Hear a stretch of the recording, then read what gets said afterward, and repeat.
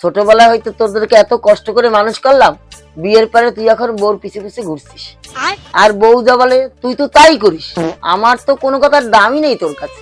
এটাই হয় জানিস তো, ছেলেরা যখন বড় হয় তখন মা ঘরের এক কোণেই পড়ে থাকে। এরকম করে বলছো কেন মা? আজ থেকে তুমি যা বলবে সেটাই হবে। তুমি এই ঘরের মালিক, তোমার কথাই শেষ কথা হবে।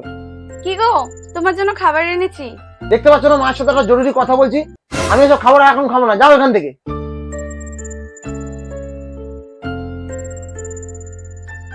আজ থেকে আমি শুধু তোমার হাতেরই রান্না খাবো মা। অনেকদিন না কচুরি খাইনি, আজকে একটু কচুরি খাওয়াবে? আর বলছিলাম আমার জামা কাপড়গুলো না অনেকদিন ধরে কাচা হয়নি, একটু কেচে দেবে? আর আলমারিটা না অনেকদিন ধরে অপরিষ্কার হয়ে আছে, ওকে একদম হাত দিতে দেবো না, তুমি একটু পরিষ্কার করে দেবে?